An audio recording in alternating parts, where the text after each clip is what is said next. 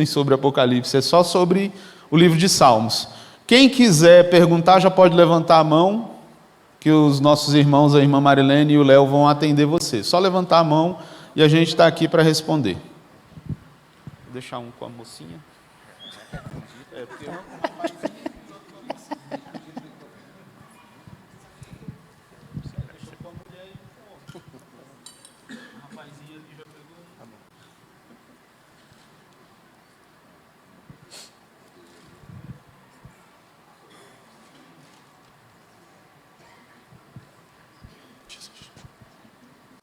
Pai do Senhor, podemos começar, irmãos?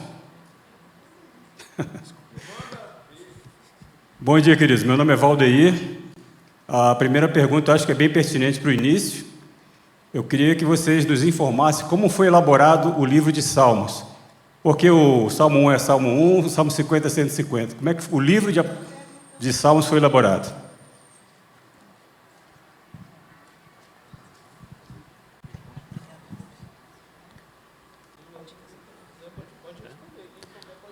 Oi, bom dia, paz do Senhor. Sobre a elaboração, a compilação dos 150 salmos, né? A gente tem salmo de Moisés, que foi lá atrás, né? Há muitos anos antes, né? Salmo mais antigo. E a gente tem salmo mais recente, por exemplo, Salmo 126, que ele cita ali que grandes coisas fez o Senhor por nós. Ele está falando de que eles foram libertados do cativeiro, ou seja, já um salmo ali escrito depois do cativeiro, mais ou menos em torno de 500 ali antes de Cristo, 600 antes de Cristo ali, 400, entendeu? Enquanto o de Moisés, por exemplo, Salmo 90, Moisés a gente sabe que foi um dos primeiros da Bíblia, ou seja, então tem salmo bem antigo quando tem salmo mais recente. E a forma de que foi compilado, que acho que foi a pergunta do irmão, foi após esse cativeiro que eles tiveram ali da Babilônia, esse povo de Deus refletindo sobre a situação deles no cativeiro, eles como povo de Deus, eles começaram a meditar por que eles como povo de Deus estavam naquela situação. E então eles começaram a resgatar, né?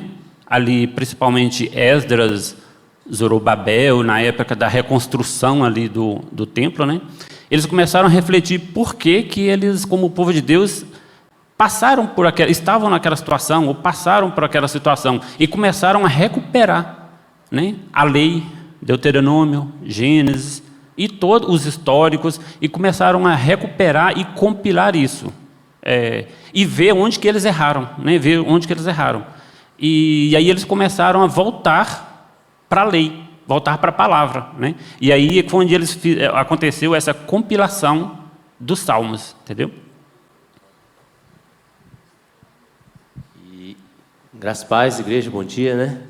Em relação à estrutura, né, que talvez seja também algo pertinente à pergunta do irmão, né, os salmos eles podem ser entendidos em 5 partes, né? Então você vai ter do 1 ao 41, do 42 ao 72, do 73 ao 89, do 90 ao 106 e do 107 ao 150. Como se fosse 5 livros dentro de um grande livro, né? E cada vez que você cabe essa etapa, né, tem algo que é chamado de doxologia, né, que é uma expressão de louvor, né? Se a gente pegar o todo ser que respira louva o Senhor, ou algo que ele tem ali no 150, ele nos ajuda a entender o que é essa doxologia, né? Então, quando você tem no final de cada uma dessas 5 partes, aí você tem essa expressão de louvor, e é uma maneira também de organizar, de entender os salmos, né? Lembrando, irmãos, que assim, a gente tem as primeiras ordens para que a palavra de Deus seja escrita lá em Moisés. Moisés começa a relatar aquilo que aconteceu com o povo de Israel. Antes disso, a gente tinha uma cultura de... Quem aqui é do interior?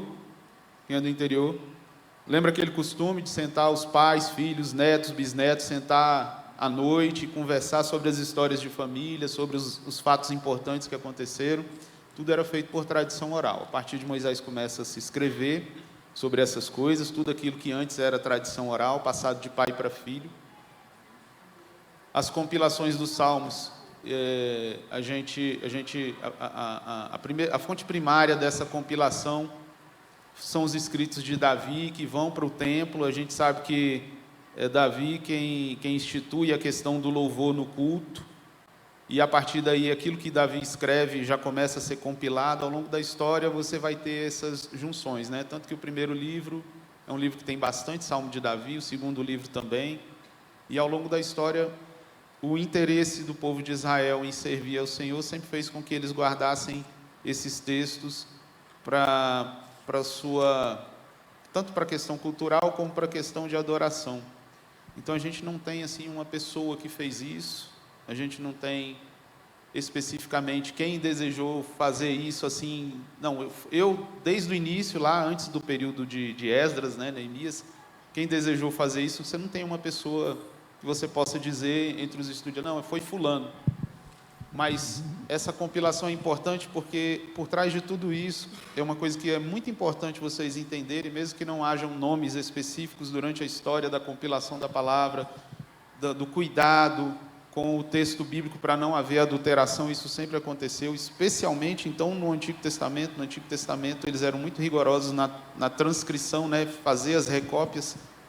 Tudo isso eu quero que vocês sempre pensem, por trás de tudo isso, de todo esse cuidado, de toda a compilação, de toda transcrição do texto bíblico para um outro papiro, para um outro pergaminho, tudo isso sempre esteve por trás de tudo isso, o Senhor e o seu Espírito operando. Essa palavra ela é santa, ela é verdadeira, ela é real, e ela sempre foi cuidada por Deus. Deus sempre cuidou dessa palavra. Mesmo que nós não tenhamos um nome em especial durante toda essa história de compilação, principalmente dos Salmos, né, que é o livro mais antigo, o segundo mais antigo, ou o terceiro mais antigo, é um dos primeiros, porque o mais antigo é o de Jó, até que chegasse a esses Salmos aí por volta do ano 400 e tal, tudo isso sempre esteve nas mãos do Senhor. Essa palavra é digna de confiança, ela é fiel, nós devemos amá-la, respeitá-la, e tudo que está escrito nela é verdade de Deus para as nossas vidas, seja em matéria de história, filosofia, teologia, qualquer gia que você pensar aí, a palavra de Deus ela é fiel e verdadeira, nela não contém erros. Eu queria aproveitar a pergunta para ler os 2 primeiros versículos dos primeiros salmos, que registram o objetivo dos salmos. Bem-aventurado é aquele que não anda no conselho dos ímpios, não se detém no caminho dos pecadores, nem se assenta na roda dos escarnecedores. Pelo contrário, o seu prazer está na lei do Senhor, e na sua lei medita de dia e de noite. Aí está o objetivo dos salmos. É o material que está disponível para nós, para meditar na lei do Senhor de dia e de noite.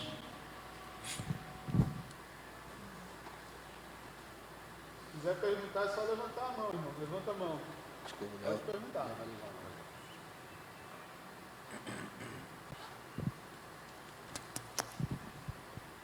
Bom dia, irmãos, paz. Eu queria que a gente conversasse um pouco, vocês esclarecessem a questão de doutrina no livro de Salmos. A gente sabe, sempre houve, né, em pregações, muitos ensinamentos e tal, mas o livro de Salmos, ele é usado como doutrina para a igreja? Se sim, e se não, por quê?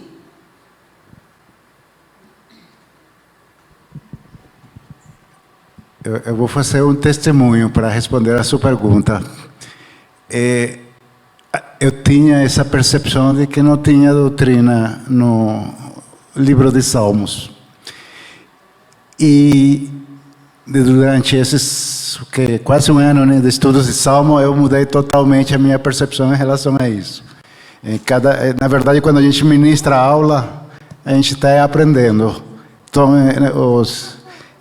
essa é a primeira questão que eu gostaria de colocar, que de fato, por exemplo, no Salmo 51, eu aprendi uma doutrina forte, né, que foi ministrada pelo professor Isaac, né, que refere a misericórdia de Deus, a graça, ou seja, todo o Salmo praticamente registra aquilo que Deus quer falar para conosco. E tudo aquilo que Deus quer falar para conosco normalmente diz respeito à doutrina, e diz respeito àquilo que o Senhor quer em relação a nós. Fala de obediência, fala de graça, fala de salvação, fala de praticamente tudo, né? Fazer um comentário também em relação ao Pacheco, que isso também me chamou a atenção. Quando ele ministrou a aula dele, ele falou disso. Falou, gente, eu achava que não tinha doutrina em Salmos. Mas tem.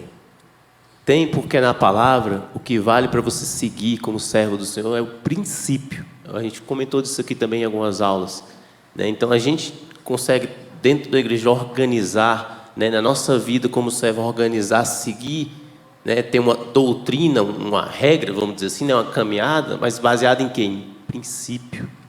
E aí você tem que querer viver aquele princípio. Então, no Salmo, sim, tem doutrina, né? No Salmo ele tem teologia. Ele não é simplesmente uma canção, né? Algo que você vai cantar, mas você está cantando verdade.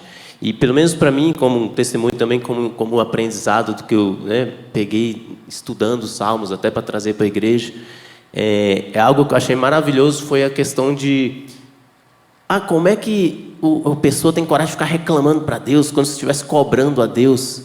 Mas aqueles que escreveram os Salmos ali, eles tinham na mente um princípio. Eles conhecem a Deus. Eles buscam conhecer a Deus. E quando você conhece o seu Senhor, aí você consegue conversar com Ele de uma maneira diferente. Assim como, né, foi falado, eu cheguei a falar disso, que não é você empurrando Ele na parede, mas você consegue clamar porque você conhece Ele. Você sabe que Ele é seu refúgio, você sabe que Ele é um porto seguro, você sabe que debaixo das asas dEle você vai estar seguro. Você começa a entender quem é. Para mim, foi um dos principais ensinos para mim, para a minha vida, dos Salmos, eles sabem quem Deus é. Aquele que escreveu o Salmo, ele sabe quem Deus é. Quando você sabe quem Deus é, a sua caminhada é diferente. E aí talvez uma doutrina, né, não sei se foi o que a irmã falou, mas às vezes a gente pega a doutrina no sentido só de regras, e aquilo fica só um peso enfadonho, um fardo, né? E a gente não consegue nem viver, a gente vive uma vida religiosa, uma vida talvez de ritos, e aí você não consegue viver o princípio. Então o Salmo traz essa beleza, é lindo os Salmos por isso, porque ele faz assim, eles mostram pessoas, salmistas, pessoas que escreveram, aqueles que conhecem a Deus, eles conhecem o seu Senhor, e a partir daí tem vários tipos de experiência. Pode ser uma grande dor, uma angústia, pode ser um momento de muita alegria, né? Que foram os tipos de salmos que foram sendo trazidos aqui, né? Lamentos, salmos de exultação, salmos de glorificação, de pessoas que conhecem o Senhor. Então, para mim, o Salmo, ele traz um convite, né? Conheça o seu Senhor, conheça a Deus, e aí você vai conseguir enxergar doutrinas, vai conseguir enxergar rumos dentro do Salmo. Então, eu consigo responder a pergunta dessa forma. Tem doutrina? Tem. Tem doutrina dentro do Salmo, tem teologia ali, tem ensino dentro do Salmo. Dentro das canções tem ensino, porque são de pessoas que conhecem o seu Deus, conhecem a Deus, o nosso Deus, né? O único verdadeiro Deus. Essa questão da doutrina, só queria ressaltar que quando você lê o livro de Salmos, Saltério, você vai ver Salmos falando sobre a soberania de Deus, Salmos falando sobre pecado, sobre a justiça, sobre juízo, sobre Cristo, tudo. Então, para ele ser doutrinário, ele tem que trabalhar, aperfeiçoar aquilo que, como nós seres humanos diante de Deus, vamos, na medida que a gente se relaciona com Deus, aperfeiçoar. Então, cada salmo que você vai ler, os imprecatórios, os de romagem, eles todos têm uma finalidade de trazer essa questão doutrinária, principalmente da soberania de Deus, né? Então, sim, eles são, na verdade, eles são, como Isaac falou, até testemunhos da alma, né? Coisas que às vezes você nem consegue dizer diante de Deus a nível da justiça dele, lá tem. Lá fala também sobre o inimigo, como você proceder em relação ao inimigo, como você proceder em relação aos seus sentimentos para Deus, de justiça, de injustiça, de confiança no Senhor, como confiar no Senhor. Então, ele é bem doutrinário, do início ao fim. Irmãos, toda a Bíblia, independente do estilo literário dela, às vezes você pega lá Gênesis, né? Que é uma narrativa, o estilo literário, o gênero literário é uma narrativa, mas lá contém doutrina. Gênesis 3,15 está falando que Jesus vai resolver o problema com a serpente, porque ele é o Salvador e é o que a gente chama de proto-evangelho, que é a primeira citação de Cristo vencendo o diabo. Ali você tem um pedaço da Bíblia, em Gênesis, que está falando sobre cristologia. A gente tem as divisões dentro da teologia por assuntos. A gente vai chamar esses assuntos principais de teologia sistemática, porque teologia, porque é o estudo da Bíblia, o estudo de Deus, sistemático, porque é organizado. Então se pega um conjunto de versículos, de textos que trabalham sobre determinado tema, sobre Cristo, a gente chama de cristologia. E aí Gênesis 3,15 vai apresentar para nós uma cristologia já no início, lá depois da queda do homem. Então, todos os gêneros literários da Bíblia, independente de ser carta, independente de ser narrativa, independente de ser sabedoria, ele tem, sim, doutrina dentro. A gente fica muito preocupado porque o Salmo ele expressa muito a realidade interior da pessoa, é a pessoa falando dos seus sentimentos, falando das suas dificuldades e debilidades. Mas, como eu disse, o texto é criado por Deus e não por homens, é inspirado por Deus, é dado por Deus. E aí, quando você vai para os Salmos, lógico, a ideia do Salmo passa muito pela ideia do livro de sabedoria. É o sábio sentado na porta da sua casa, olhando o que está acontecendo. Quem tropeça, cai. Mas quem tropeça também pode não cair. Isso é a ideia do livro de sabedoria. E que está contida também dentro do estilo literário do Salmo. Só que quando você vai para o Salmo, a gente falou aqui teologia sistemática. A gente pode falar dentro da teologia sistemática da doutrina de Deus, que a gente chamaria de teologia. E dentro da doutrina de Deus, a gente sabe que Deus tem os seus atributos. Atributos que Ele comunica a nós e a outros que Ele não comunica. Atributo incomunicável de Deus. Onisciência. Salmo 139, versículo 1. Ao mestre de canto, Salmo de Davi. Tu me sondas e me conheces. Sabes quando me assento e quando me levanto. De longe penetras os meus pensamentos, esquadrinha o meu andar e o meu deitar, e conheces todos os meus caminhos. Ainda a palavra não me chegou à língua, e tu, Senhor, já a conheces toda. Doutrina, o atributo de Deus da onisciência. O Salmo também, seguindo o Salmo, vai falar que para onde ele pode se esconder de Deus? Está falando da onipresença.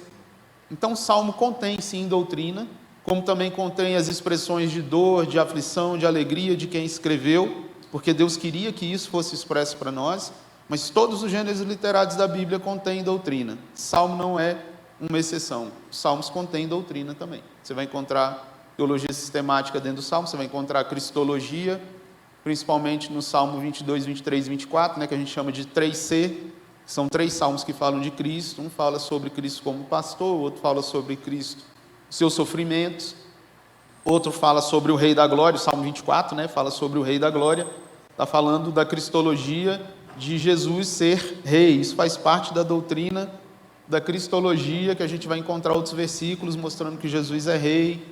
Então, toda a Bíblia tem doutrina, ok? Todos os livros da Bíblia têm doutrina, lógico que não é totalmente doutrina, igual as cartas paulinas, mas contém, o livro está salpicado de doutrina bíblica, tá joia? Só completando um pouco também, nos Salmos tem os títulos, né?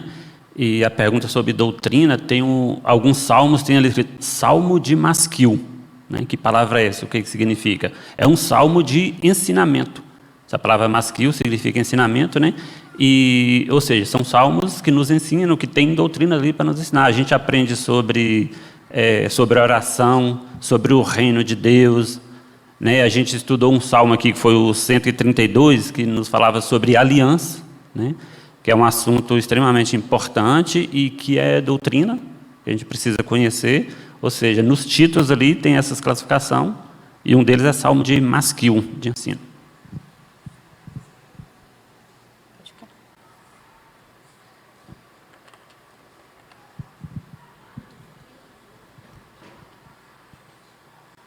Eu tenho uma pergunta.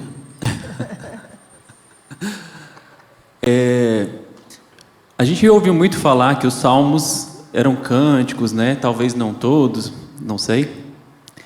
Mas eu queria saber se são todos mesmo, utilizados como cânticos, ou em que situações eles poderiam ser utilizados ali na época do povo de Israel. Tipo, antes da guerra, liam um salmo para incentivar o povo a confiar no Senhor. Nos dias de festas judaicas eram cantados salmos, ou em outras situações, né? Queria saber onde é que eles costumavam ser utilizados, não de forma exclusiva, mas de forma mais específica, assim. A gente estudou, aqui no meio dos estudos de salmos, salmos de romagem, né? Que é do 120 ao 134. E ali a gente aprendeu que eles eram usados quando esse povo de Deus, eles saíam das suas tribos ali e iam para Jerusalém para comemorar as festas, né? A Páscoa, a festa dos tabernáculos ali, e eles iam cantando esses salmos, né? Eles iam cantando esses salmos, ou seja, essa é uma das situações, Léo. Tinha os salmos da peregrinação, que eram esses que eram cantados, né? Eles tinham que peregrinar para Jerusalém 3 vezes, e eles cantavam esses hinos lá, e tinham também os levitas que ficavam nos primeiros 15 degraus e também cantavam os salmos nos 15 degraus quando eles subiam. Tem salmos imprecatórios, que no caso eram salmos que eram voltados para a questão de justiça, né, diante das aflições que eles passavam. Não todos os salmos eram cantados, né, mas boa parte deles. Tinha salmos que falavam sobre confiança em Deus, que falava sobre a necessidade de você fazer do Senhor o seu refúgio, a sua fortaleza, o Salmo 46. Tem salmos que falam sobre os salmos de aleluia, que foi o pastor Roberto que deu, que era de louvor, né? Tinham outros salmos também que falavam sobre as confianças. Deixa eu lembrar agora, imprecatórios. Já falei dos imprecatórios. Enfim, eram vários salmos, mas nem todos eram cantados, né? Boa parte deles eram, né? Tinha um ministro de coro que falava, o maestro que falava como era cantado, eles ministravam e cantavam em cada contexto. Um dos salmos também, muitas vezes eles cantavam salmos, no caso de os imprecatórios, em guerras, né? Em situações que vinham de dificuldade, eles cantavam esses salmos. Alguns deles, especificamente numa das guerras numa das situações que aconteceu da Bíblia de adversidade, eles iam lá e cantavam esses salmos.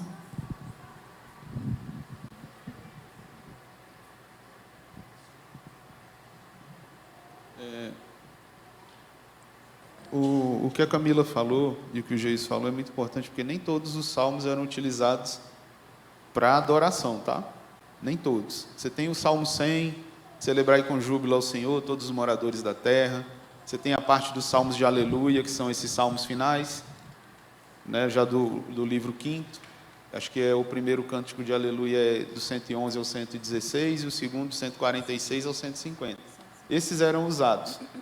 Mas, assim, a gente precisa lembrar que eles não tinham registro da história, tipo assim, detalhado. Detalhar a história. Não, a gente está usando esse salmo aqui assim, a gente usa esse salmo aqui assim, a gente usa o salmo aqui assim. A gente está acostumado, por ser do século 20, né, e 21, a gente está... Alguns do século 19, né, Pacheco? Mas a gente está acostumado com a história recente, tudo ser muito detalhado para nós, né? Só que eles não, assim, eles colocavam aquilo que estava em guerra, mas a gente não tem todos os detalhes da história do povo de Israel. Então fica difícil também a gente dizer, olha, o salmo tal era usado assim, e esse aqui era usado nesse momento assim, esse nesse... A gente tem poucas informações. A gente não tem uma gama de informações assim, até porque escrita na época, difícil. Difícil o papiro, difícil a tinta, difícil, às vezes, encontrar o cálamo, que era o bastãozinho com a ponta fininha para escrever, difícil para ter essas coisas. Então, a gente não tem todas essas informações. As informações que a gente tem são aquelas mais ligadas, talvez, a um contexto de guerra, ao contexto da romagem, né, que é deslocar para Jerusalém, e o contexto de cântico. Mas e é interessante porque, não sei se vocês sabem, mas todo o Antigo Testamento, os sinais gráficos que você tem no Antigo Testamento, desde Gênesis até Malaquias, você tem acentos que a gente chama de cantilação. São assentos para utilizar o texto bíblico como cântico. Então isso facilitava muito eles decorarem. Por isso você fica assim, mas por que esse povo sabe demais? Por que o judeu sabe demais da Bíblia? Como é que ele consegue esse processo de memorização? Primeiro que a Bíblia foi escrita num contexto onde Deus usa a forma que foi escrito para facilitar a memorização. Para nós pode ser difícil, para eles era mais fácil. Segundo, todo o texto foi marcado para ser cantado. Então isso facilita você decorar. Você vê que você escuta às vezes a música uma vez, você já pega, e às vezes você tem dificuldade de ler uma página de um livro e decorar aquilo que está escrito. Então tudo isso são processos que Deus, na sua infinita bondade, querendo que a gente guardasse essa palavra, querendo que o povo judeu tivesse essa palavra no coração para transmitir, foram processos que Deus usou. E é muito legal porque a época deles, eles já tinham, por exemplo, a antífona, né? Quem é do louvor aí sabe que é a antífona. Quem está conduzindo o louvor vai cantar uma parte e, em contrapartida, a igreja responde cantando a outra parte. É como se a gente estivesse cantando aqui e pedisse para vocês cantarem o refrão. A gente chama isso de antífona. E eles faziam isso. Por exemplo, Salmo 136. O diretor, né, do cântico, o regente do cântico cantava: rendei graças ao Deus dos deuses, e a congregação respondia: porque a sua misericórdia dura para sempre. Então é muito bacana entender como que funcionava a teologia do culto do Antigo Testamento. É muito legal entender que os salmos sempre foram utilizados em diversos contextos e sempre, assim, eles não tinham a primazia para o povo judeu da época, porque para eles o mais importante, numa escala de valores, era a lei. Mas o pouco que a gente sabe da história de como era utilizado os salmos, nos ajuda muito a entender como nós devemos adorar a Deus, como Deus quer ser louvado e como a gente deve viver para a glória dele. Tem também os salmos históricos, né? Para você ver que não tinha louvor, né? Eles eram utilizados para o povo lembrar o que o Senhor tinha feito. O Salmo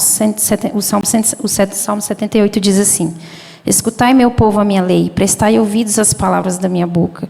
Abrirei os lábios em parábolas e publicarei enigmas dos tempos antigos. O que ouvimos e aprendemos, o que nos contaram nossos pais. Não os encobriremos aos seus filhos. Contaremos à vindoura geração os louvores do Senhor e o seu poder e as maravilhas que fez. Então existiam salmos que eles retornavam, né, à memória do povo os feitos do Senhor. Então eles liam para se lembrar. Tinham salmos de arrependimento, que eles liam esses salmos para se arrepender mesmo sobre o que eles passavam. Então nem todos eram cantados, muitos eram lembranças também dos feitos do Senhor.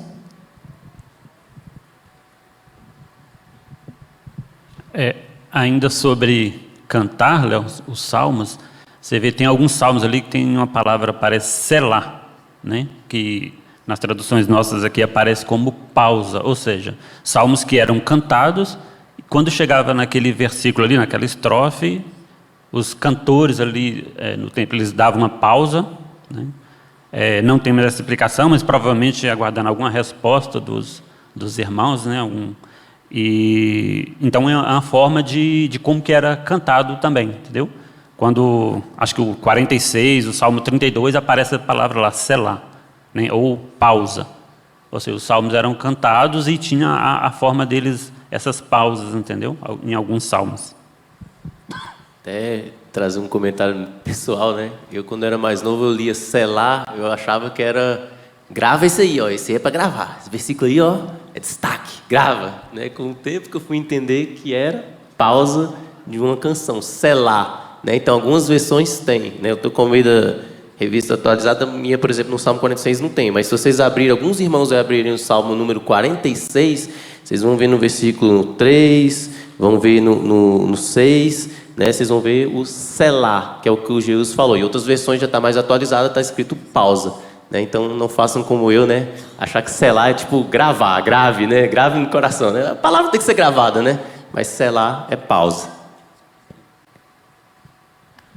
Isaac, que é igual a Camila falou aqui, que é salmos litúrgicos, né? Alguns salmos, a liturgia ali do culto deles, e tinha essa forma essa liturgia.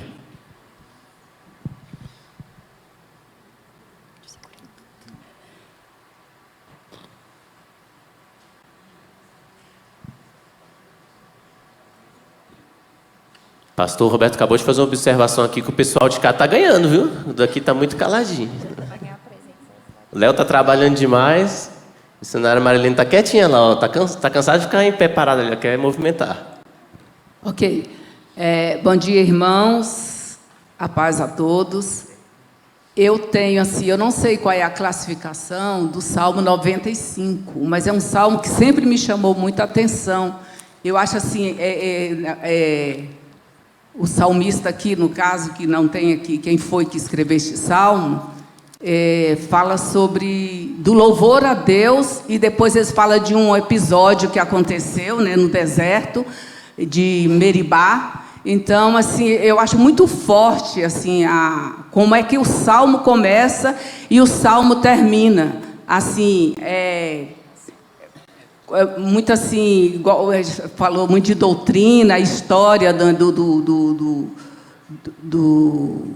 do êxodo, né, do povo, dos antigos e tudo. Então, eu gostaria de ter assim uma explicação assim mais clara assim deste salmo, se for possível, né? Não sei se, né, no caso aí tem que descrever o salmo, né? O Salmo 95 ele é um hino de louvor, né? Então, o salmista ele convoca todos a louvarem e adorarem ao Senhor. Ele também faz referência de como Deus é como Criador, né? Na verdade, ele fala assim: vinde, cantemos ao Senhor com júbilo, celebremos o rochedo da nossa salvação. Então, ele define Deus como rocha, como protetor. E ele chama o povo a adorar, a louvar esse Deus. E aí ele fala: saiamos ao seu encontro com ações de graças, vitoriemo-lo com salmos, porque o Senhor é um Deus supremo, o grande rei acima de todos os deuses. Esse hino de louvor do Salmo 95 é uma convocação a você entender a soberania de Deus e para quem você está referindo esse louvor, para quem você está dando ação de graças a um Deus todo-poderoso. E fala sobre a voz dele. Quando você ouvir a voz dele, ele fala até que você não pode endurecer o seu coração, deixar o seu coração ficar endurecido. Porque muitas vezes quando o Senhor fala conosco, Ele é um Pai de amor, mas Ele também é correção, né? Ele é uma exortação. E às vezes a gente meio que coloca Deus como se Ele tivesse sempre palavras positivas. Só que muitas vezes a palavra do Senhor positiva é um ajuste de rota, é uma correção. Por isso que o salmista fala: hoje, se ouvides a sua voz, não endureçais o seu coração, como em Meribá, no dia de Massá, no deserto, quando vossos pais me tentaram, pondo-me à prova, não obstante terem visto as minhas obras. Então, durante 40 anos estive desgostado com essa geração. É povo de coração transviado. Então, ele está querendo dizer assim: quando a gente está na presença do Senhor, quando a gente rende graças ao Senhor, e o Senhor nos orienta, nos exorta, a gente não pode endurecer o nosso coração. E quando ele fala do deserto, fala de um povo que, num processo de provação, num processo de trabalhar do Senhor, eles reclamavam, eles murmuravam, eles davam espaço para não ser gratos a Deus, mesmo o Senhor provendo todas as condições. O povo ainda assim preferiu se atentar para as coisas ruins do que para todo o milagre que o Senhor tinha feito. Então, é mais ou menos isso, né? Em relação à palavra de Deus como um todo, né? A gente é muito orientado aqui também pelo pastor Roberto, essa questão de você ler, você entender ali o que você está lendo e você aplicar, né? Até reforça o que a gente estava respondendo para a irmã, que o pastor já respondeu, né? Os irmãos, os professores, que tem doutrina, né? A palavra falando assim, ó, não, no 95, versículo 8, né? Não endureçais o coração como em Meribá. Né? Aquele povo era um povo que era chamado muitas vezes de povo de dura cerviz, né? Que é a cervical aqui, né? Você não dobra, né? Você não se curva, você não se rende. O orgulhoso é assim. O orgulhoso, ele não se dobra. Né? Então tem ensino aqui, olha um ensino, né? Que a gente, e aí, usando o que eu acabei de falar, a gente lê, a gente entende aquele contexto daquela época, mas serve para nós? Com certeza, serve para nós. Então eu aplico para a minha vida. Eu vou aplicar, não endurecer o coração. Você começa a se avaliar, né? Será? Como é que eu estou? Né? Como é que eu estou em relação a Deus? Como é que eu estou em relação à minha família? Será que eu estou sendo alguém de coração duro? Alguém de coração duro também é alguém de dura cerviz, né? Do pescoço duro, vamos dizer assim, né? Você não se curva. Então, isso desagrada a Deus, né? É um ensino, é uma doutrina que tem aqui, né, nesse salmo.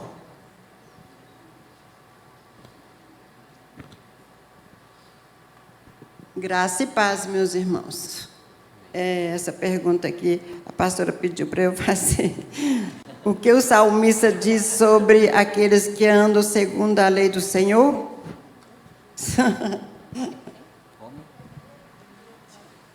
O que o salmista diz sobre aqueles que andam segundo a lei do Senhor? São felizes. Salmo 1, né? É Salmo 1. 119. Salmo 119. Porque o 1 também, trazendo uma resposta, né?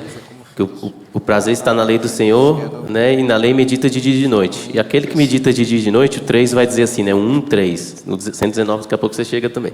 Ele é como árvore plantada junto à corrente de águas, que no devido tempo dá seu fruto e cuja folhagem não murcha, e tudo quanto ele faz será bem sucedido.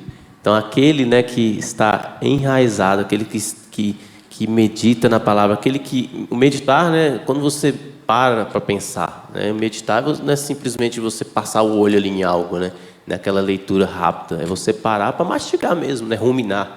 Né? Então, aqui tem frutos. Então, eu acabei me atrevendo aqui indo para o Salmo 1, mas o Salmo 1 também traz uma resposta a essa pergunta.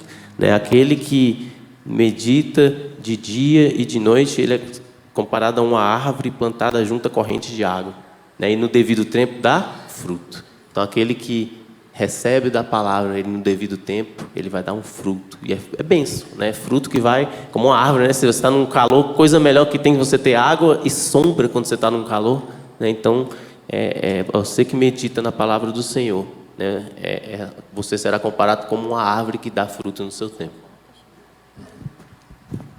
Essa questão de você meditar na lei do Senhor é porque é igual, como a gente estava falando, né? A palavra os livros de Salmos, mas a palavra como um todo, ela aperfeiçoa você como cristão.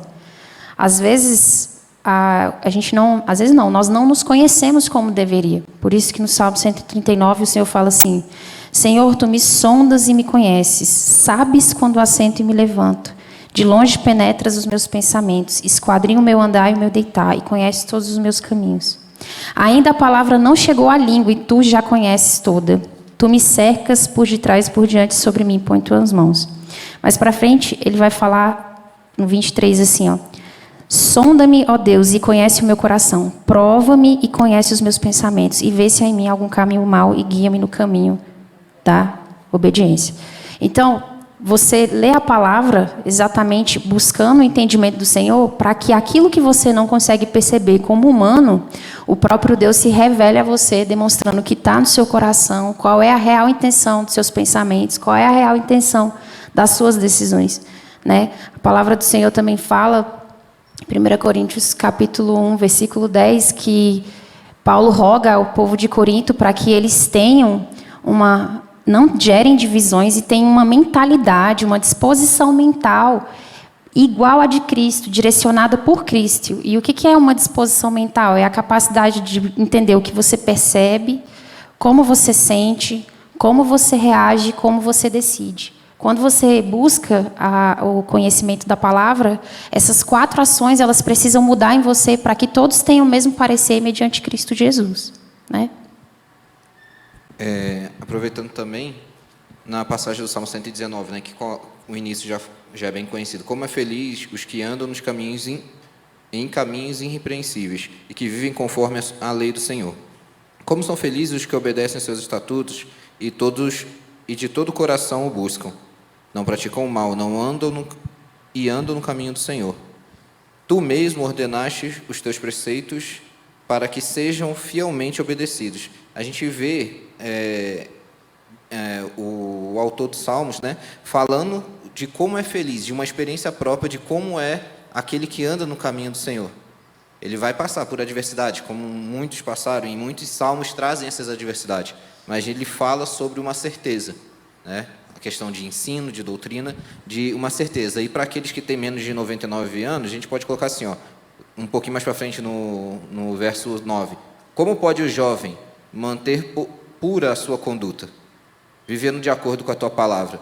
Eu te busco de todo o coração. Não permitas que eu me desvie dos teus mandamentos.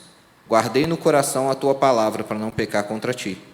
né? É uma passagem mais conhecida também dentro do Salmo 119, onde traz a lembrança do que o salmista queria dizer, para nós guardarmos a palavra do Senhor dentro dos nossos corações, né?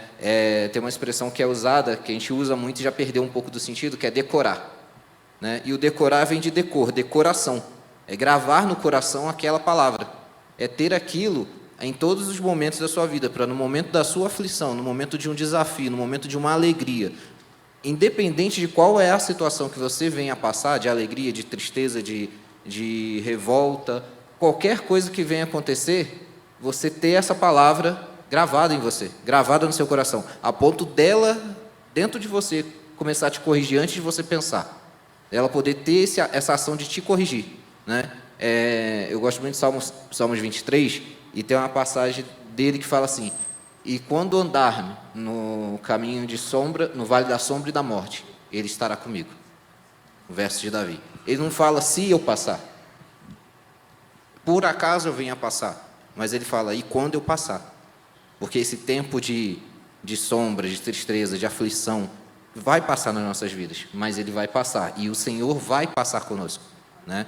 O Salmo 23 fala não de uma presença, ele não fala apenas, ele não fala de coisas, né? O Senhor é meu pastor e nada me faltará, não que faltará tristeza, não que faltará bens materiais, mas sim que a presença do Senhor não nos faltará. Como o pastor cuida das ovelhas e está a todo momento junto, né? Então, quando a gente grava a palavra do Senhor no nosso coração, a gente grava o ensino que tem dentro das Escrituras no nosso coração, no momento da nossa aflição, no momento da nossa tristeza, no momento do nosso desânimo, essa palavra vai sair, ela vem para fora, literalmente, para se cumprir nas nossas vidas e nos trazer aquele refrigério, aquela demonstração que em muitos momentos a gente está precisando. A palavra se torna viva a partir do momento que ela está decorada dentro do nosso coração, de coração, gravada nas tábuas do nosso coração, né? E eu acho que vai um pouco em cima disso que a irmã perguntou, a gente saber o quanto é feliz aquele que caminha com o Senhor, aquele que conhece do Senhor, aquele que anda dentro da vontade do Senhor. E aquele que às vezes não conhece a vontade do Senhor, mas começa a ter aquela vontade sendo saciada ao conhecer da Bíblia. Eu não sabia sobre isso, e o Senhor vai me ensinando. Eu aprendi isso agora, quando eu estava lendo isso, e o Senhor veio me ensinando. Então você vai vendo que Ele está sempre disposto a nos ensinar. E nós devemos estar dispostos a gravar essa palavra dentro de nós.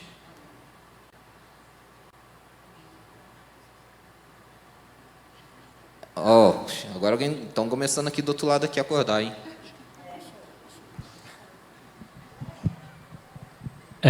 Meus irmãos, gostaria de fazer só uma observação sobre a pergunta anterior da irmã, que perguntou ali do Salmo 95, que eu achei uma observação aqui interessante. Aí, só voltar nela rapidinho. O Salmo 95, ele está ali no 4º livro, né? A gente viu que os 150 salmos são divididos em 5 livros, né? De 1 a 41, 42 a 72, 73 a 89 e de 90 ao 106, ou seja, o 95, então, ele está ali no 4º livro. E qual a ênfase, né? Qual o tom que dá nesse 4º livro? A gente vê muito a expressão lá, o Senhor reina, né? Ou seja, é interessante isso, porque às vezes algum irmão tem dúvida com algum outro salmo, e ele pode usar isso. Não, esse salmo está no livro 1, os primeiros livros ali, é Davi contra seus inimigos ali, as nações, né, contra o povo de Deus. E a pergunta da irmã do 95 está no 4 ali, 93:1, o Senhor reina, 96:10, o Senhor reina, 97:1, ou seja, é o tom dessa coleção, né, desse agrupamento ali, já partindo para o último livro, né? Então ajuda a entender um pouco o Salmo 95. Graças a paz, irmãos.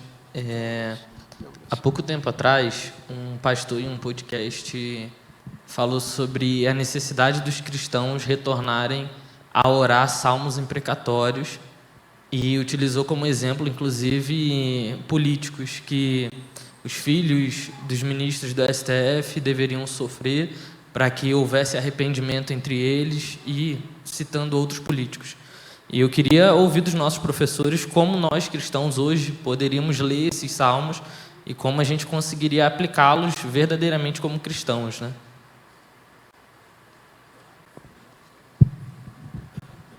Eu acho que isso é uma pergunta bem interessante, assim, porque um tempo desse, uma jovem fez um comentário comigo assim, eu estava lendo o Salmo imprecatório, estava me dando era raiva.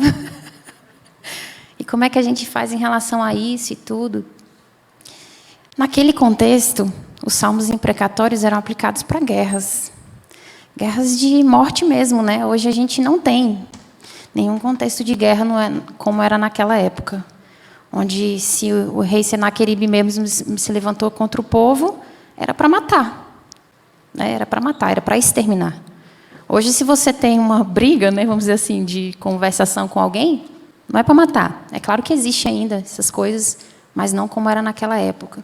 Então, a justiça falada no Salmo imprecatório era bem realista sobre o contexto, né, histórico, de morte, de perseguição, de guerra. Podiam perder suas famílias, cidades eram dizimadas. Então, quando a gente olha à luz da história, é muito importante a gente trazer para um contexto atual, né? Deus vai orar para Deus fazer a justiça dele, é permitir que a justiça de Deus seja executada na direção e no controle dele. Não para que a gente mate ninguém, né? Ou para que seja feita a nossa direção. Se a gente for observar a nível do Salmo imprecatório, falando de uma autoridade, como você bem citou, vamos olhar à luz de Nabucodonosor, né? O Senhor permitiu que Nabucodonosor ficasse no reinado, ou Daniel ficasse no reinado de Nabucodonosor. Ele não era um rei bom, ele não era um rei de Deus, ele não era convertido, ele era muito ruim, muito áspero, um rei que era sanguinário, estava no poder, e Deus disse que havia colocado ele no poder para tratar o povo. E eram 70 anos de cativeiro, e Daniel ficou ali naquele cativeiro. Ele ficou ali trabalhando do lado do rei, até o momento de Deus trabalhar na vida dele, do rei conhecer a Deus, se arrepender e Deus fazer a obra. Então, com relação à justiça de Deus, eu entendo que, para nós, como cristãos, os salmos imprecatórios, eles são uma forma da gente entender que aquilo que nos indigna em relação a uma sociedade, ou alguma direção, ou alguma injustiça que nós estamos vivendo, deve ser levado cativo a Deus, não para expressar diante das pessoas um incômodo de justiça, mas são palavras direcionadas ao único que pode resolver, e tentando entender o nosso papel, assim como Daniel cumpriu dele, para que a justiça de Deus fosse executada. Se for para salvar, amém. Se não for para salvar, para que a justiça de Deus seja executada. Né? Então, eu penso nos salmos imprecatórios dessa forma, para a gente entender a justiça de Deus. E não olhar para aqueles salmos, porque em alguns salmos imprecatórios a fala é muito difícil mesmo, porque fala que eles vêm com ferros sobre eles, que para matar. Por que para matar? Porque lá era morte. Se alguém se levantasse contra você, era para te matar, não tinha outra fala. Hoje em dia, se alguém se levanta contra você no seu trabalho, o máximo que vai fazer é te demitir, não é? Mas naquela época não era assim. Então, olhando à luz desses salmos, a gente tem que trazer a justiça de Deus, né? Falar tudo aquilo que nós pensamos diante do Senhor, mas trazer a justiça de Deus e não pedir o que você acha que tem que pedir, porque quando a gente fez a campanha de Daniel aqui, que eu percebi que Daniel permaneceu no lugar da obediência para que Nabucodonosor conhecesse a Deus, nossa, isso é ministério. Porque por diversas vezes Nabucodonosor deu a oportunidade dele se sair da presença dele e ganhar mais dinheiro e ter um nome, sabe, cuidar das províncias da Babilônia, e todas as vezes ele negava para cumprir o propósito de Deus, né? Andreu, os salmos imprecatórios, por exemplo, a gente tem o Salmo 137, tá, meus irmãos, para quem não sabe que são salmos imprecatórios, são salmos onde o salmista está pedindo a Deus vingança contra seus inimigos, né? Por exemplo, no Salmo 137, no verso 9, ele diz assim: feliz aquele que pegar seus filhos e os despedaçar contra a rocha. Olha só que forte, né, para nós hoje. Aí, André, a gente tem que observar aqui o contexto, né, do Salmo, o que estava acontecendo ali na época. Aqui o salmista está falando de um contexto onde Jerusalém estava cercada, eles ali matando mulheres grávidas, crianças, cercou Jerusalém, e aí tinha um outro povo que era primos ali, irmãos do povo de Deus, que eram os edomitas, né, descendentes de Edom, e eles viam o povo de Deus fugindo do cerco e denunciava para a Babilônia ir lá pegar, ou até eles mesmos pegavam e levavam para os soldados da Babilônia para matar aquele povo, e ele faz essa oração, entendeu? Então, sobre os salmos imprecatórios, a gente deve observar o contexto, o que estava acontecendo ali. A gente deve observar também, irmãos, a sinceridade do salmista da oração, e a gente deve aprender com isso, né? A sinceridade que ele estava. Ele não estava pedindo para ele fazer justiça. A gente tem um outro exemplo, que é o Salmo de número 35, né, que ele fala: defende-me, Senhor, dos que me acusam, luta contra os que lutam comigo. Ou seja, ele está pedindo a Deus que faça justiça, né? Ele está ali numa luta terrível, né? E ele fala até com a alma dele mesmo. No verso 3, aí ele diz: dize a minha alma, eu sou a tua salvação. Ou seja, ele está em angústia, conversando com ele mesmo, pedindo a Deus que, né, empunhe a sua lança, o machado de guerra, pedindo a Deus que faça justiça, mas ele está pedindo a Deus que faça justiça, não ele fazer justiça contra os inimigos, né? E eu também acho interessante uma coisa, porque assim, todo o salmo imprecatório que ele fala aqui, ó, do 55, ele fala: tu, porém, ó Deus, não, confia os teus cuidados ao Senhor, e Ele te sustentará, jamais permitirá que o justo seja abalado. Tu, porém, ó Deus, os precipitarás à cova profunda, homens sanguinários e fraudulentos não chegarão à metade dos seus dias. Eu, todavia, confiarei em Ti. É engraçado que o salmo precatório, ele fala da justiça de Deus, e ele devolve você para o lugar da justiça de Deus, não a sua, né, igual ele falou. E uma das coisas também interessantes que eu acho sobre isso é que quando Daniel, ele sofreu ali toda aquela luta com Nabucodonosor, que ele tem aquelas doideiras dele lá, quando ele fala da revelação do sonho, eu acho engraçado, porque Daniel, sendo homem de Deus, ele podia chegar para Deus e falar assim: não, Deus, o Senhor sempre escuta as minhas orações, tira Nabucodonosor, mata ele, livra o povo dessa loucura, né? Só que Deus já tinha falado que aquilo ali ia acontecer. Então, a oração de Daniel em relação ao rei, que era abusivo, que queria matar todo mundo, foi: Senhor, como eu posso mostrar para esse homem que está me exigindo que eu revele um sonho que é difícil, qual é a vontade de Deus? Eu sei que o Senhor é poderoso, revela o sonho para ele, para o Senhor se mostrar Deus para esse homem. Em obediência a Deus, não tentando cooperar para que ele ficasse vivo. Ele sabia que ele não ia morrer diante daquela tamanha adversidade, porque ele já estava vivendo a justiça de Deus. Ele entendeu ali que, realmente, quando você está passando por uma situação de adversidade, a sua justiça não vai produzir efeito, mas quando você vai para a justiça de Deus, Ele executa o plano perfeito para restaurar e reconciliar todos com Ele, né?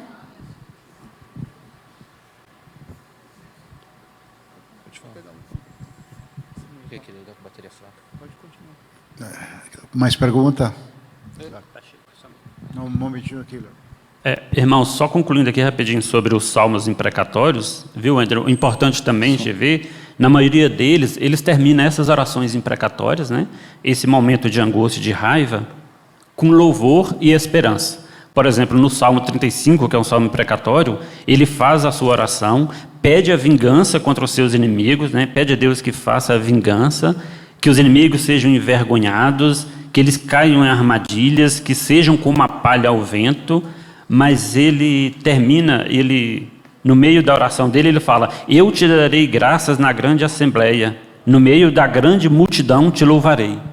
Ou seja, ele está nos ensinando que a gente pode ser sincero diante de Deus com nossas orações, que Deus é que fará a justiça, não somos nós, e ele termina essa sua oração imprecatória com louvor e com esperança que Deus fará a justiça.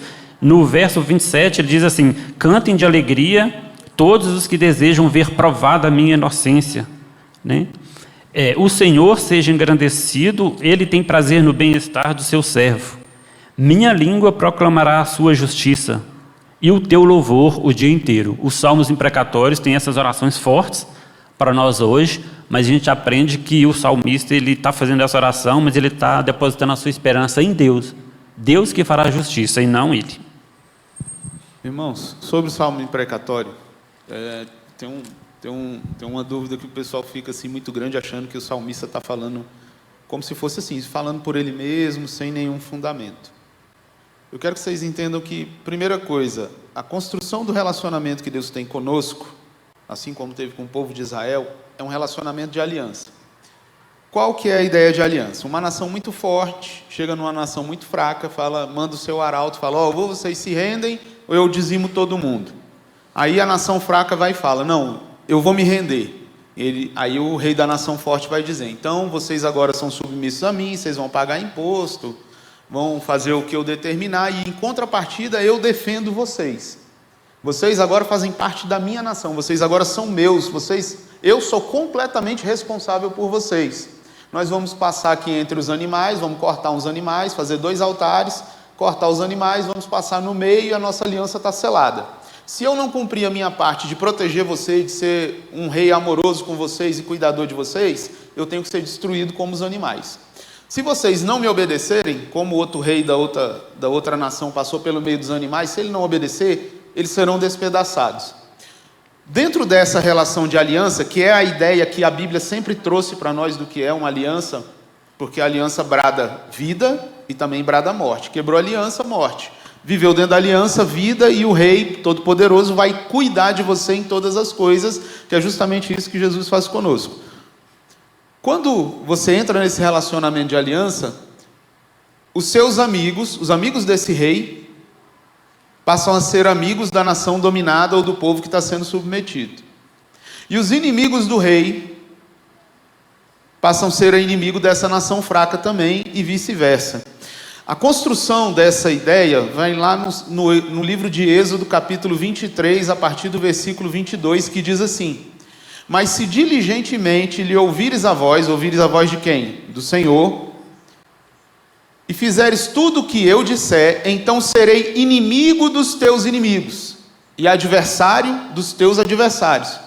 Então as nações que eram, quando Deus falava assim, não mexa com essa nação, porque eu tenho zelo por ela, Israel não podia matar. Por quê? Porque o amigo do Senhor, os amigos do Senhor também deveriam ser amigos de Israel. Quando Deus determina a destruição de uma nação e Israel não cumpre, assim como Saul fez, se ele não obedecer, essa ordem de Deus, dizendo, tal nação é inimigo, o Senhor vai lutar contra o povo de Israel até que eles façam a vontade de Deus. Então, não é uma ideia aleatória, porque o salmista está chateado com raiva, é porque a construção de aliança, a construção da ideia de relacionamento que eles têm é a partir daquilo que Deus determinou. Deus disse, os meus inimigos são os teus inimigos. Então, quando eles iam para a guerra, eles sabiam que aquela nação, quando Deus envia o povo de Israel para a guerra, ele está sabendo que aquela nação que eles têm que guerrear é inimigo de Deus. E se é inimigo de Deus, passa a ser também inimigo do povo de Israel. E o povo de Israel olha para eles como inimigos por causa do relacionamento de aliança. Eles tinham uma aliança com o Senhor. E eles queriam cumprir isso com fidelidade. E quando uma nação se levanta contra o povo de Israel, eles vão justamente para a lei e vão dizer, olha, a lei está dizendo que os nossos inimigos são inimigos de Deus, porque Deus toma a nossa luta, toma a nossa guerra, compra a nossa briga, e quem ele disser que é inimigo, nós também somos inimigos dessa nação, porque nós lutamos pelo Senhor e para fazer a vontade dele. Então não é uma construção aleatória, não é porque o salmista estava muito revoltado, não é porque o salmista estava chateado com alguém, é por causa da construção de um relacionamento de aliança. Já percebeu, talvez aqui alguém tenha passado por isso, às vezes você está numa situação de perseguição muito grande, numa situação difícil, que você às vezes não consegue nem orar, você só dobra o joelho para chorar. E quando pensa que não, você é respondido e aquela pessoa é afastada de você. Não estou falando de acontecer mal com ninguém, não. Estou falando assim, ela muda de setor e você fica ali naquele setor, continua trabalhando tranquilo. E você nem entende por que mudou. Era para outra pessoa mudar, mas aquela pessoa vai e muda. É porque os inimigos, os nossos inimigos, aqueles que lutam contra nós, aqueles que lutam contra a igreja, eles não sabem, mas eles estão criando uma inimizade contra o Senhor, porque é assim que o Senhor enxerga os inimigos do povo dele. Isso não quer dizer também que o povo de Deus não possa ser dizimado, cerrado ao meio, pendurado como tocha na entrada de cidade, cheio de piche, pegando fogo. Não quer dizer que não possa ser comido na cova dos leões, não quer dizer que não sejam mortos ao fio de espada, como foram alguns dos apóstolos. A gente pode passar por tudo isso, Deus pode permitir os nossos inimigos nos perseguirem, sim. Mas a ideia de aliança é: eu protejo o meu povo, os inimigos do meu povo são meus inimigos. E o povo entendia, se Deus está dizendo que essa nação é inimiga dele, então nós também somos inimigos dessa nação, porque nós temos fidelidade a essa aliança. Deu para entender mais ou menos que não é uma ideia aleatória. Então, eu não vou ler esse salmo porque esse salmo é imprecatório. Eu não concordo com esse salmo. Cuidado para não se tornar um inimigo da palavra, né? Para não se tornar um inimigo da palavra. Se está no texto bíblico, tem um motivo, tem uma razão, tem um porquê. Quanto ao que você perguntou, Andrew, infelizmente hoje a igreja está salpicada de gente que está pensando só em política e não em servir ao Senhor. E infelizmente temos falsos profetas profetizando um bocado de coisa contra a vida de um bocado de gente, porque ele se acha no direito de falar o que quiser. Mas ele não é profeta, porque a gente está cheio de falsos profetas falando muita besteira na internet, muita coisa ruim, e isso está fazendo com que as pessoas se afastem do Evangelho por causa dessas pessoas que não medem as palavras que vão falar. Então nós temos dois problemas dentro da igreja: política demais, a igreja do Senhor, política demais, gente se envolvendo demais com a política ao invés de orar a Deus, gente que ainda não entendeu que lá no primeiro século Deus não tirou os Césares, na verdade ele fez foi arrochar, os Césares continuaram, e quando João escreve o livro de Apocalipse, é um período de alta perseguição, muita morte de cristão, e Deus não teve intenção nenhuma de tirar essas pessoas do poder. Nós temos que orar para que Deus faça a vontade dele, porque na vontade dele, ainda que a gente passe luta, a gente vai viver para a glória de Deus. Lembro a vocês que sangue de crente derramado é terreno fértil para a salvação de outras pessoas. Sempre foi. Quanto mais derramaram sangue de cristãos, mais os crentes foram fiéis à palavra, mais eles retornaram à palavra, mais se tornaram avivados e mais tiveram coragem de dizer: pode me matar. Antes dos reformadores, aquele John Hus, por exemplo, eles eram mortos queimados, irmão, na fogueira, e cantavam hinos de adoração ao Senhor. Faz ideia do que é uma comunhão com Deus nesse nível? Estar sendo queimado e louvando a Deus, e não está, ai, ai, ai, está sapecando, está doendo, está queimando, ai, ai, ai, ui, ui. Não, louvavam a Deus.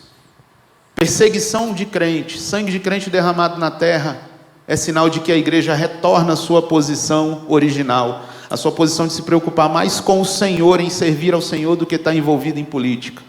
Nós vimos igrejas botando político, tanto do lado A como do lado B, em cima do altar. Inclusive chamando dos dois lados de homens de Deus. Nenhum dos dois é homem de Deus. Homem de Deus que se preza não subiria ao altar para fazer política. Ele se submeteria à palavra e diria: não, eu vim aqui, eu só quero oração. Só quero oração. Orem por mim, porque eu não sou melhor do que vocês, não sou pior do que vocês, mas eu quero só oração. Se a igreja orar por mim, tudo vai bem, tudo vai acontecer conforme Deus quer. Então cuidado com esses profetas de Araque, falsos profetas que ficam falando coisas que a Bíblia não disse. Nós estamos aqui para servir ao Senhor, irmãos. Não existe Salvador ungido dentro da política para mudar a nossa vida, para transformar o nosso ser. Só existe Jesus Cristo, Senhor e Salvador, que muda o coração e transforma as vidas das pessoas. Existe a sua palavra que nós devemos procurar cumprir fielmente, embora a gente saiba que amanhã, depois a gente vai sempre errar. Mas o que importa é a gente viver a palavra de Deus, louvar o Senhor e entender que os inimigos de Deus, os inimigos do povo de Deus, são inimigos do Senhor. O Senhor os considera por inimigos. Então nós não estamos à deriva nesse mundo perdido. Deus cuida da gente. Deus nos ama. Se chegasse aqui um socialista, que eu não vou falar o nome aí, de outro país, e invadisse aqui o nosso país, que é daqui da América do Sul, e instituísse aquilo tudo que está acontecendo em outras nações, não importa, serviríamos ao Senhor do mesmo jeito e Deus nos daria o sustento necessário. Ele é Senhor. Ele é Senhor. Irmãos, caminhando para a última pergunta, tá bom? Penúltima? Penúltima, porque a pastora Ailton já avisou aqui que a comida já está pronta. É engraçado, né? Quando a gente fala que Jesus é Senhor, ninguém falou glória, né? Mas falou da comida. Irmãos, glutonaria é pecado, hein?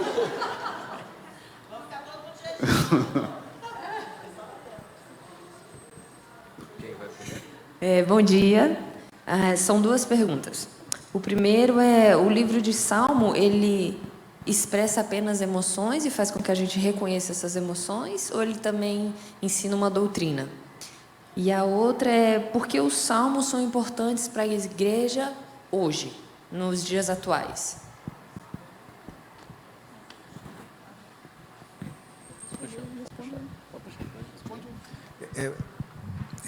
A questão da doutrina, você estava aqui no início das perguntas, acho que a gente respondeu falando que o Salmos é pleno de doutrina. Fala de Cristo, fala de misericórdia, fala de obediência, fala dos atributos de Deus, ou seja, fala de Deus. Então, essa questão da doutrina, fala da obediência, fala do pecado, ela é plena, os salmos são plenos em conteúdo doutrinário. Tá? Então, isso reforço a resposta que foi dada à pergunta anterior. A segunda pergunta foi...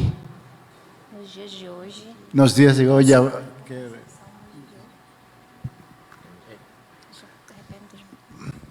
Você perguntou qual a importância dos salmos nos dias de hoje? Para a aplicação na igreja? E isso que ele falou sobre para onde a minha justiça vai. Os salmos falam sobre isso. Se eu quero entender quem Deus é, os salmos de Deus falam sobre isso. Os salmos vão falar sobre isso. Se eu quero entender aonde eu tenho que colocar a minha angústia, os salmos falam sobre isso. Se eu não sei louvar o Senhor, os salmos falam sobre isso. Se eu preciso aprender a orar, os salmos falam sobre isso. Se eu preciso aprender a colocar, a entender quem Cristo é, o que Ele fez, os feitos que o Senhor fez para o povo, os salmos falam sobre os feitos, falam sobre o povo se prender, continuar na esperança de que Cristo voltará. Os salmos nos dias de hoje, na verdade, eles são fantásticos, porque eles trazem de volta à nossa memória quem nós somos, como a gente pode se relacionar com Deus, como a gente pode desenvolver a justiça de Deus, como a gente pode confiar no Senhor. Então, para os dias de hoje, ele é fantástico. Se você estiver passando por angústia, não está entendendo os seus sentimentos, cometer um pecado grave, vamos dizer assim, e não consegue se perdoar. A gente tem os Salmos de Davi, que falam como ele se sentia em relação ao pecado que ele tinha cometido ao Senhor. E ele fala, bem-aventurado aquele que o Senhor perdoa as suas transgressões, né? Então, para os dias de hoje, é fantástico. Se você puder ler, você vai ser bem edificado. Complementando, voltando ao Salmo 51, de cara, eu estou aplicando na minha vida. Na medida em que hoje, agora, eu tenho um checklist no Salmo 51 de identificar se de fato há santificação na minha vida. De que forma? Como quando eu erro, como quando eu peco, verifico se de fato há arrependimento na minha vida. Então, eu leio o Salmo 51 e vejo, realmente eu estou arrependido, porque aquilo me dói, e no final eu tenho alegria por conta de que eu sei que o Senhor me perdoou, e isso aplico na minha vida. Ou seja, hoje eu entendo a ação, a graça de Deus, mesmo quando eu erro. Então, é uma aplicação prática no meu dia a dia dos Salmos. E aí, falando da questão das emoções, né? É só emoção? A gente viu que não. Mas o que é interessante, um ponto positivo disso, por a pessoa estar expressando a emoção, você parece sentir mais perto, né? Parece que quando alguém está te dando uma orientação, você ouve, mas, né, quando alguém se expressando, você fala, eu sinto isso, você se identifica. Então, algo que tem no Salmo, né, ele te traz ali para perto, né? Dando um testemunho, esse dia eu estava conversando com a jovem, e ela andou um pouco com a pastora Hilda e tudo, aí a pastora falando algo normal da vida dela, na televisão, alguma coisa que ela viu, a pessoa... Aí, mas pastor vê TV? Eu olhei para a pessoa e falei assim, ué, mas pastor é uma pessoa normal, ela faz de tudo, ela come, ela, né, chora, ela tem dor e tudo. Ah, não, porque eu achei que pastor só ficava orando lendo a Bíblia, não via TV. E às vezes a gente pega a Bíblia e faz isso com ela. Coloca a Bíblia tão longe da gente, sendo que ela do começo ao fim, inclusive o Salmo, ela nos aproxima de Deus, ela é realidade, sabe? Para a nossa vida é algo que é palpável, não é só para um profeta do passado, para um Elias, não é só para Moisés, não é só para João, ela é para nós. E Salmos continua sendo atual por isso, porque é a palavra de Deus e é para nós. Como na pergunta, né? O Salmos é só para louvor ou para doutrina? A resposta é os dois, né? E no dia de hoje, aí eu respondo fora de Salmos, para um versículo 3,16. 2 Timóteo 3,16 fala: toda escritura é inspirada por Deus e útil para o ensino, a repreensão, a correção, para a instrução na justiça, para que o homem de Deus seja apto, plenamente preparado para toda boa obra. Essa é a resposta da própria Bíblia sobre a pergunta sobre os Salmos que está na Bíblia, né? Toda escritura. Desde Gênesis a Apocalipse. Vai ter doutrina, vai ter ensinamento, vai ter correção, vai ter história, vai falar de inúmeros assuntos, mas a própria Escritura responde que toda ela é inspirada por Deus e ela vai ser útil em todos os momentos, para adoração, para consolo, para repreensão, para toda boa obra que a gente possa fazer aqui na terra, inspirado por Deus. Agora a última pergunta aqui, né, para estar finalizando. Eu queria pegar aí o gancho aí com relação à inspiração, né? Como ele falou, que toda a Bíblia é inspirada. E nós, nos Salmos, nós oramos os Salmos, nós louvamos com os Salmos, nós aprendemos muito com os Salmos.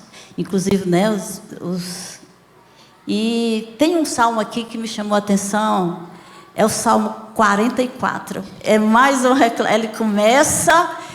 falando do Senhor, né?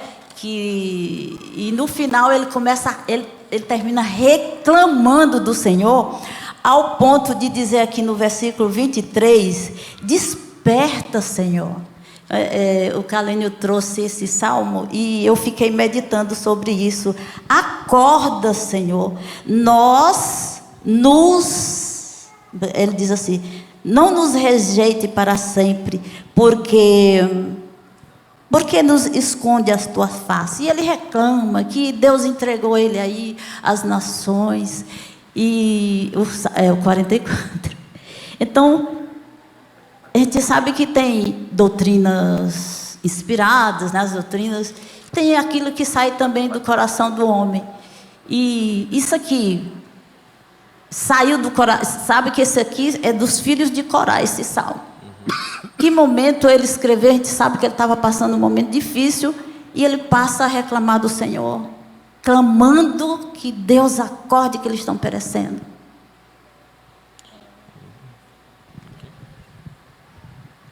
O Salmo 44, ele é um salmo de lamento coletivo, diferente de um salmo que fala sobre perdão. O povo aqui, eles estavam reclamando porque eles tinham sofrido uma situação difícil, mas eles não tinham falhado, né? Por isso que ele começa a falar sobre por isso que ele começa a questionar, né? Não tornou atrás o nosso coração, nem se desviaram os nossos passos dos seus caminhos. Eles questionam, Senhor, nós estamos sofrendo isso, mas a gente não se desviou do Senhor, a gente não fez nada errado, né? Ele falou, se tivéssemos esquecido o nome do nosso Deus, ou tivéssemos, está vendo que ele bota no passado? Ou tivéssemos esquecido o nome do nosso Deus, ou tivéssemos estendido as mãos a Deus estranho, porventura não teria atinado Deus a ele, que conhece os segredos do coração, mas por amor de ti, somos entregues à morte continuamente, somos considerados como ovelha para o matador. Isso aqui vai exatamente para o que o pastor Roberto falou no início, que se a gente tiver que passar adversidades, nós vamos passar, né? eu tinha até pego aqui uma passagem para falar sobre isso, aí para falar o porquê que gera uma indignação. Porque quando você entende a justiça de Deus e o propósito do Senhor, como o pastor falou, para reconciliar, o objetivo da gente aqui na Terra é que Deus nos reconcilie com Ele, né? Através de Cristo Jesus. Então ele fala aqui em 2 Coríntios capítulo 6, o 6:4, ele fala assim: pelo contrário, em tudo recomendamos a nós mesmos como ministro de Deus, na muita paciência nas aflições, nas privações e nas angústias, que era algo que eles estavam vivendo sem merecer, nos açoites, nas prisões, nos tumultos, nos trabalhos, nas vigílias, nos jejuns, na pureza, no saber, na longanimidade, na bondade, no Espírito Santo, no amor não fingido, na palavra da verdade, no poder de Deus, pelas armas da justiça, quer ofensivas, quer defensivas, por honra ou por desonra, por infâmia ou por boa fama, como enganadores ou sendo verdadeiros, como desconhecidos e, entretanto, bem conhecidos, como se estivéssemos morrendo, contudo, eis que vivemos, como castigados, porém não mortos, entristecidos, mas sempre alegres, pobres, mas enriquecendo a muitos, nada tendo, mas possuindo tudo. Então, o Evangelho, igual o pastor falou, ele muitas vezes, nós vamos passar por adversidades, igual aqui acontece nesse salmo, que nós não vamos merecer. Mas se você é servo de Cristo, Cristo não padeceu por nós, por que não padeceríamos por Ele? Né? A Bíblia diz que Deus, Ele reconcilia a gente com Ele mesmo com a gente através de Cristo Jesus. E Ele nos torna agentes de reconciliação. Então, todos nós somos agentes de reconciliação. Então, existe um preço a ser pago. Né? Só que aqui, nesse salmo coletivo de angústia, ele fala dos sentimentos deles em relação a viver realmente esse sofrimento. O quão era difícil viver esse sofrimento de injustiça. Às vezes você está sendo acusado por algo que você não fez. Você está vendo algo, mas pela glória de Deus, para que haja reconciliação, você padece. Mas você não vai viver, não vai ser isento de sentir isso aqui. Porque para eles era como se Deus tivesse que despertar. No versículo 23 ele fala assim: desperta. Porque dorme, Senhor, desperta, não nos rejeites para sempre. Então parece até que o Senhor está rejeitando, mas não é uma rejeição. Tu está no curso e no propósito de Deus. No final a gente vai entender tudo. O que o Senhor vai fazer para socorrer. E eles clamam por socorro o tempo todo. Em todo momento você vai ver no Salmo, ele fala sobre como eles se sentiram, que eles foram... tu nos fizestes opróbrio dos nossos vizinhos, escárnio e zombaria aos que nos rodeiam. Quer dizer, eles estavam vivendo um contexto de acusação que não tinha sentido. Às vezes a gente é justo diante do Senhor e vive situações adversas.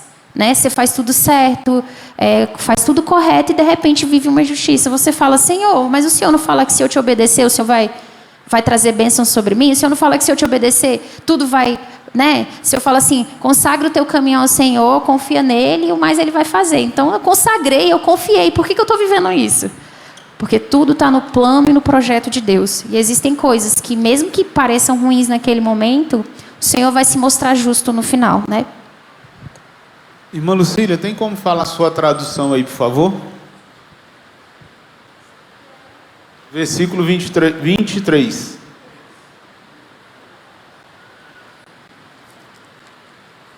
Essa que a irmã leu quando estava falando com a Marilene.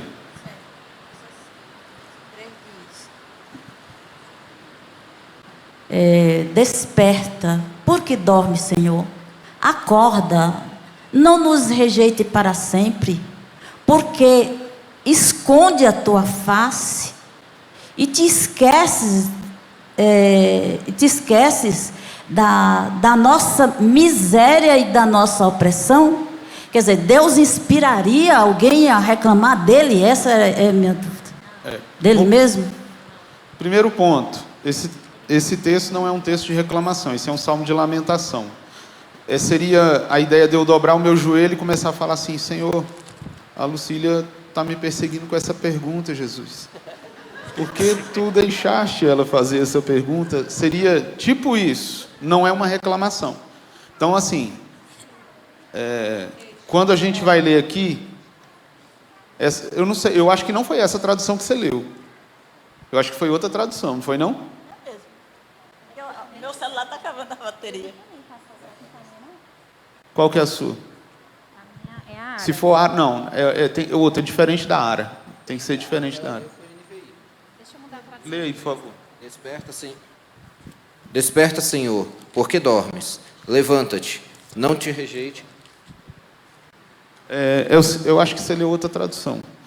Essa tradução, literalmente, é exatamente o que você leu aí. A ideia de Deus, a ideia da concepção de Deus para o povo do Antigo Oriente Próximo, especialmente o povo de Israel, é assim, é Deus, alguém que está sentado no seu trono, governando. Por isso que a gente vê tanto falar sobre inclina-te, Senhor, ao teu povo. Seria fazer isso aqui, levantar para poder resolver as questões do povo.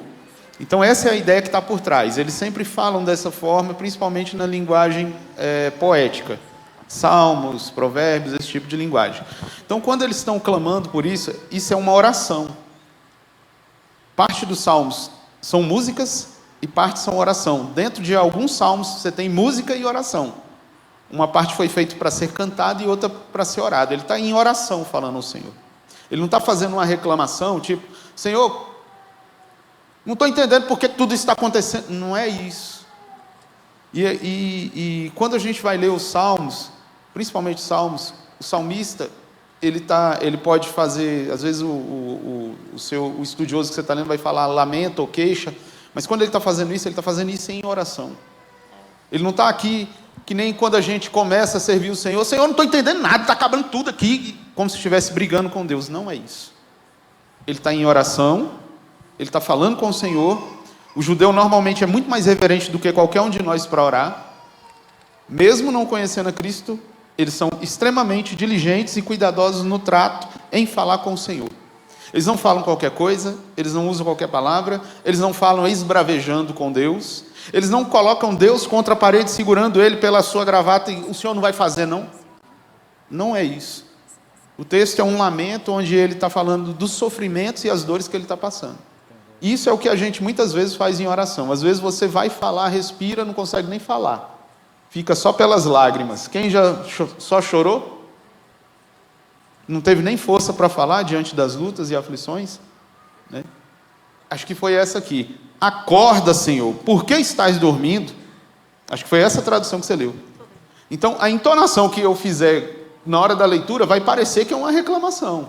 Se eu falar, acorda, Senhor. Então, não é essa a ideia. A ideia é, tanto que o texto original é Urá, Lamá, Tishã.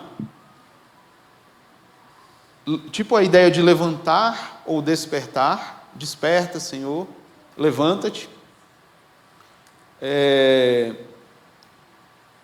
E a pergunta, por que estás dormindo? Então a ideia de estar dormindo é que ele não está trabalhando naquilo que a pessoa está pedindo. É como se Deus demorasse um certo tempo para responder, você não tivesse aquela resposta e ficasse preocupado. É isso que o salmista está fazendo. Ele está falando, Senhor, tem 6 meses que eu estou nessa luta, tem 20 anos que eu estou nessa luta, me dá a tua vitória, me abençoe. Então não é uma reclamação como, de certa forma, a gente foi ensinado pela teologia da prosperidade para fazer. O neopentecostalismo faz muito isso. Eu exijo que o Senhor resolva a minha causa. Se eu te sirvo, Senhor, porque... o salmista não está fazendo isso. Quem faz isso é neopentecostal. O salmista não está fazendo isso. O salmista está reverentemente falando da situação dele, uma demora no atendimento de uma causa, de um sofrimento que ele está passando. E aí o imaginário hebraico sempre teve essa ideia de um Deus que está sentado no trono e que ele vai levantar, ele vai se inclinar, ele vai estender a mão, ele vai descer e andar junto com o povo de Israel para vencer a causa. A tônica do texto é essa. Um homem que está orando, clamando por socorro. Ok? Tem muito lamento dentro da Bíblia, muitos momentos onde ele fala, Senhor, por que não te apressas? Ou começa a oração, apressa-te, Senhor, em socorrer-nos. Quem nunca... Eu já orei assim, apressa-te, Senhor, em me socorrer. Era como se eu tivesse cercado por todos os lados, não tivesse como fugir, não tivesse como resolver o meu problema, mas a tônica não foi, bora Jesus, dá um jeito aí, não foi isso não. Senhor, apressa-te em socorrer. Eu estou há algum tempo nesse sofrimento e eu falei isso na oração, na minha concepção, eu não estou aguentando. na minha concepção, eu não estou conseguindo suportar. Isso na minha concepção, Senhor, mas eu não sei qual é a tua, mas eu te peço, me socorre, me atende, né? Inclusive usei a expressão, inclina, Senhor, os teus ouvidos à minha oração, eu te suplico. Então, é uma forma da gente se expressar diante de Deus, clamando, implorando pela ajuda, porque é isso que a gente deveria fazer. Implorar e suplicar a Deus o seu auxílio, porque nós somos filhos obedientes, somos servos e filhos. E como servos e filhos do Rei Altíssimo, a gente deve falar com o Senhor com toda a reverência, toda a submissão, todo o carinho, todo o amor, né? Às vezes a gente fala com amor com a esposa, com os filhos e tal, e fala com Deus de qualquer jeito. Não é assim, a gente tem que falar com amor com o nosso Deus. Ele nos ama e nós devemos amá-lo também por palavras. É a última, né, irmãos? Algum professor quer fazer algum comentário desse salmo? Alguma coisa? Não? Então, queridos, eu gostaria muito de agradecer a presença de vocês. Queria agradecer a vocês pelas perguntas, porque quando vocês fazem essas perguntas, vocês comentam, você nos ajuda a estudar. Tem dia que a gente acorda como professor sem vontade de estudar. Vontade de ficar só sentado, né? Sem fazer nada, quietinho assim, ó, só esperando a esposa trazer alguma coisa para a gente lanchar, né? Alguma coisa assim. Tem dia que a gente fica assim. Então, cada vez que vocês perguntam para nós, cada vez que vocês fazem esse exercício é um exercício de construção, de aprendizado da palavra de Deus para nós. Não se trata de alguém, não estão aqui para responder porque são isso ou aquilo, não. São servos de Deus que entendem que precisam aprender e que não conseguem aprender jamais se não tiver vocês como alunos para nos ensinar. Vocês nos ensinam muito mais a nós do que nós a vocês.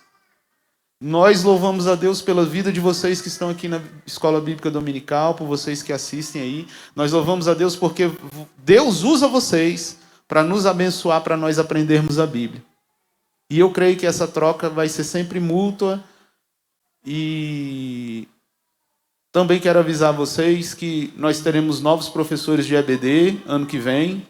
Tem gente boa aí, gente que gosta de estudar a Bíblia, gente que ama a Bíblia e que vai nos ajudar. E para nós, esses novos professores, é uma honra muito grande tê-los servindo conosco no Ministério de Ensino.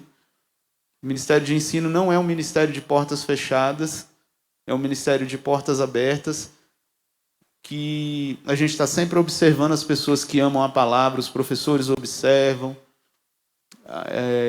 Eu observo as pessoas que amam a palavra, que gostam de frequentar EBD, que desejam ensinar, né? E a gente tem um grande laboratório aqui que é laboratório no bom sentido da coisa, tá? Que é o devocional. O devocional ajuda muito. O devocional é impressionante como você consegue perceber o crescimento das pessoas que estão ministrando no devocional. É muito legal isso, né? Então a gente está sempre observando.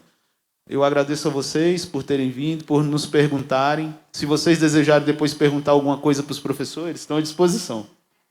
Eles estão tudo à vontade aí, tudo doido para responder, né? Vocês viram como eles gostam de falar. Deus abençoe vocês, muito obrigado. Algum professor que queira fazer algum agradecimento, é hora e agora para a gente poder liberar o povo para eles comer, que eles estavam dando glória a Deus por causa da comida, ó. Pastora Ailton, por favor. Tchan, tchan, tchan, tchan. Tchan, tchan, tchan, tchan. Esse é um livro do pastor Ézio. Me dá lida, né? O Léo já ganhou dele. Né? Obrigado, pastor. Pastor Roberto vai ficar com aquele que o senhor ganhou. Pastor ganhou dele, senhor. Gente, eu fiz umas perguntinhas aqui que o professor vai fazer para você. Nós temos recebido tanto, né? Mas não é só sobre os salmos, não. Então, é rapidinho as perguntas. A primeira pergunta quem vai fazer vai ser o Geilson. A resposta já está, só faz a pergunta. Qualquer. Quem reconstruiu os muros de Jerusalém? Fala alto, a pastora mandou falar alto.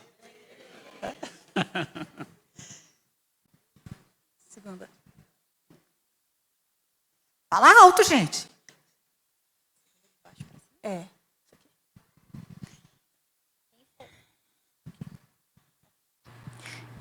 Quem foi exilado na Babilônia com 3 jovens? Fala direito. Quem foi exilado na Babilônia com 3 jovens? Daniel, Misael, Azarias e Ananias. Essa daqui.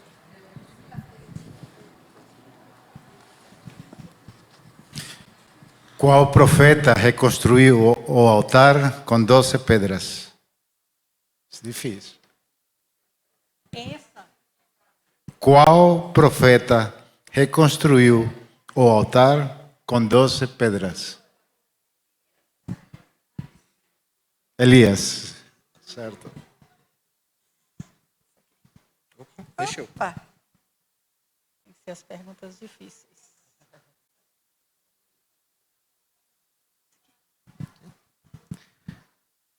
Qual rei consultou a Médio em Endor?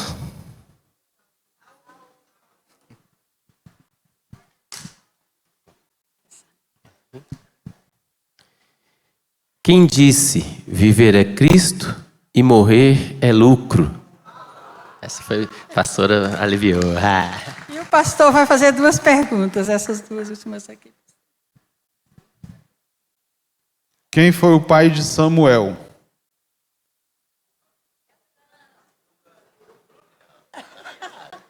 Eu não, ele cana, eu não. Quem levou Paulo ao Sinédrio? Esse aqui é complicado. Quem levou Paulo ao Sinédrio? Ainda bem que não perguntou para mim, que eu não ia saber, não.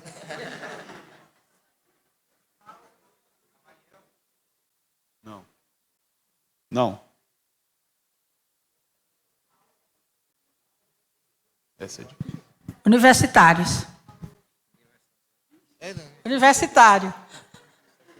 Quem levou Paulo ao Sinédrio? O pastor não pode responder.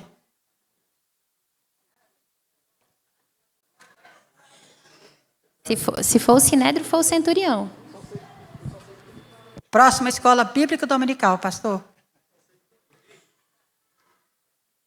Quem matou... Não. Quem ressuscitou Dorcas? Quem ressuscitou Dorcas? Pedro, certo. Que profeta viu um rolo sendo comido? Próxima escola dominical. Quem escreveu Lamentações?